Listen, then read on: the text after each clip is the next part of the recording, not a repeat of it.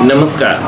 मैं आप लोगों से बहुत दिन बाद रूबरू हो रहा हूँ और आप लोगों से एक विषम परिस्थिति और एक विषम टॉपिक पे चर्चा करना चाह रहा हूँ, जो कि बहुत कम लोग उस पर चर्चा कर रहे हैं और नहीं के बराबर कर रहे हैं। जाति जनगणना, जो मोदी सरकार ने जाति जनगणना लागू करने का वचन दिया है, उस पर मैं चर्चा कर रहा हूँ। जाति जनगणना क्या है और उसके लाभ और हानि क्या है। जाति जनगणना किस फॉर्मूले पर होगा जिससे प्रत्येक भारतीय मूल नागरिक को लाभ होगा। नमस्कार, मैं प्रकाश गुप्ता राप्ती न्यूज चैनल में आपका हार्दिक स्वागत और अभिनंदन करता हूं। मैं आप लोगों से कुछ खास विषय पर चर्चा करना चाहता हूं। जाति जनगणना, विपक्ष जनता की मांग को आखिर सरकार ने कोई स्वीकार कर लिया। जो भाजपा पार्टी जाति जनगणना का विरोध प्रचुर मात्रा में कर रही थी, उसको आगे जाति जनगणना करवाने को क्यों तैयार हो गई। आपको एक विषय बात बताना चाह रहा हूँ कि युद्ध का नियम ये है, एक कदम पीछे चल, दो कदम आगे बढ़। कहीं इसी विचारधारा से को स्वीकार कर मोदी सरकार ने जाति जनगणना करवाने के लिए तैयार तो नहीं हो गई है। जहां तक मेरा मानना है, व्यक्तिगत मानना है और अनुभव भी किया हूं कि कोई भी अपने कदम पीछे तब करता है जब उसके पीछे उसकी रणनीति होती है, भले ही वह साकार कर पाए या नहीं। जाति जनगणना क्या है और उसकी हानि और लाभ क्या है।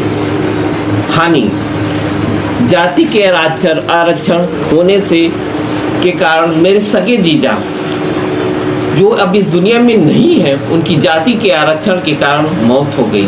सन 1994 के पूर्व औसत जाति सवर्ण जाति में गिना जाता था।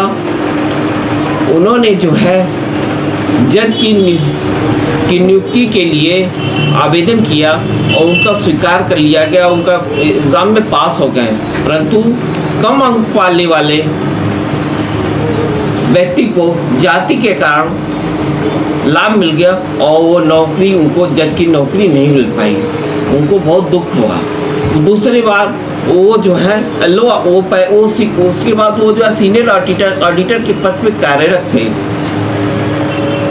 उसके बाद जो है एलओ ऑफिसर के पद के लिए उन्होंने एग्जाम दिया।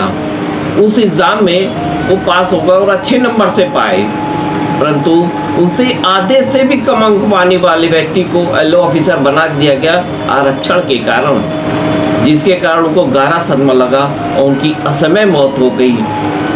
इस तरह की घटनाएं आमतौर पर सुनने और पढ़ने को मिलती है, जो बहुत ही दुखदायी है। फायदे, जाति के आरक्षण से जो लाभ इस समय आपके डॉक्टर अंबेडकर ने लागू किया, उसका मूल कारण था शिक्षा और गरीबी के अभाव के कारण। जो गरीबी दबे कुचले व्यक्ति हो, उनको नौकरी में का लाभ मिले और वो अपने आप को आर्थिक और सामाजिक रूप से उत्थान कर सके। और उनका इस डॉक्टर अंबेडकर का इस सार्थक कदम है, जिसके लिए मैं उनका शुक्रगुजार हूँ। और वो संविधान के रचयिता भी थे और उनका इस देश में बहुत बड़ा योगदान रहा है। मैं तो अपने मुद्दे पे आ रहा हूँ और वो मुद्दा है जाति आरक्षण।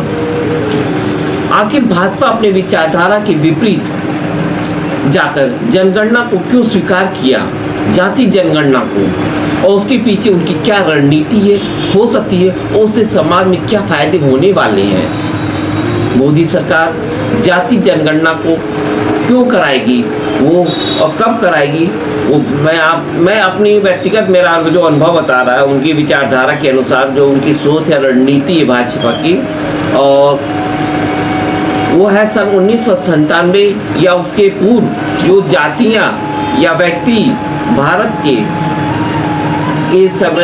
अपने आप को ये प्रूव कर पाएंगे कि वो भारत के नागरिक हैं, उन्हीं को आरक्षण का लाभ मिलेगा। 1987 या उसके पूर्व के व्यक्ति को ही जो अपने आप को भारत के नागरिक तो साबित कर पाएंगे। जाति का आरक्षण सिर्फ हिंदू को ही के अलावा अन्य मुस्लिम जातियों और अन्य जातियों को भी मिलेगा।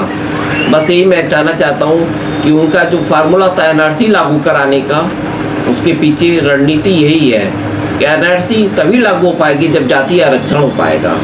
इससे सबको लाभ होगा और सबका उत्थान होगा। जय हिंद, जय भारत।